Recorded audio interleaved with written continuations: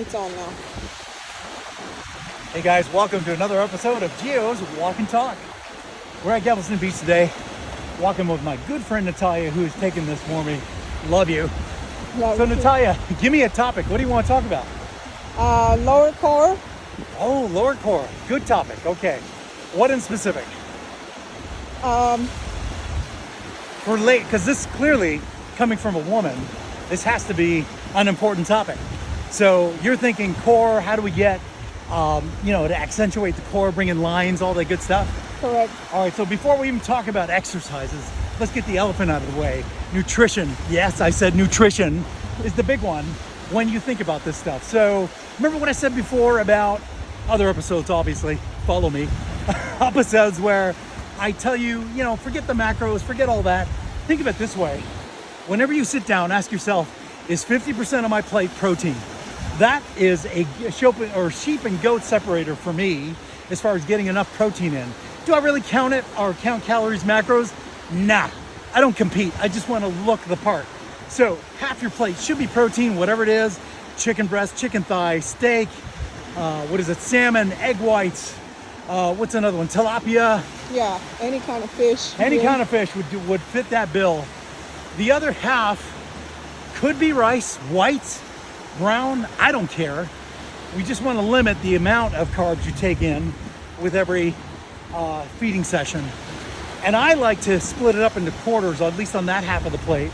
So a quarter of the plate rice, the other quarter maybe steamed vegetables, salad, raw vegetables, whatever is what I would consider be a calorie neutral type of food. So it doesn't really play into the whole how many calories I'm ingesting.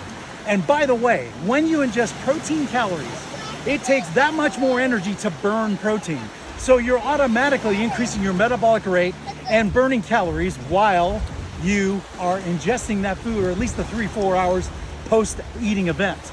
So keep that one in your hat when you think about food. Now, let's talk about abs. So what do we got? We got upper, middle, and lower abs. And for me, yeah, it's my time to shine. Remember, I am coaching 59, 60 and jacked as the channel, but whatever. It's all semantics. I have lines. They're kind of there. I could get them tighter if I tighten up my nutrition and obviously focus on abs. For me, always is focus on lower ab training. So core is always engaged whenever I do any exercise, one. As far as ab training is concerned, my favorite go-to is either incline or literally hanging leg lifts, knee ups, those type of movements that engage lower abs, middle abs. And again, depending on the length of the exposure, meaning the time that you spend in that exercise, you will engage upper abs.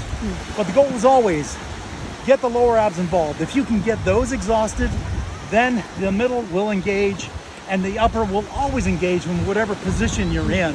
That's just physics of the way we're built, men and women. So the take-home message is nutrition, number one. Get that on point. As far as ab training is concerned, I usually leave it to the end of my exercise because my focus obviously is on bodybuilding, so I'll focus on other things.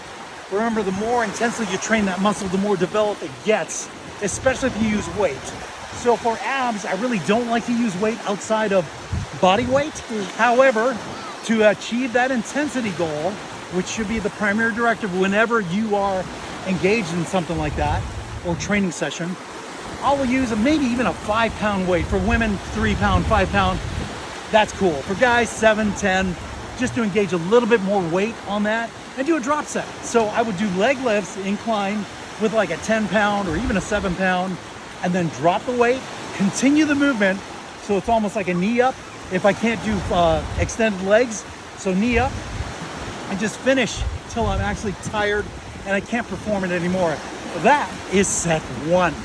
You will continue that for at least 3 sets, because again, this is a finishing move at the end of a major work that I've done for that exercise, be it chest and back day, be it arm day, be it leg day. That's always at the end of that type of thing. And I think for the most part, everyone kind of knows that.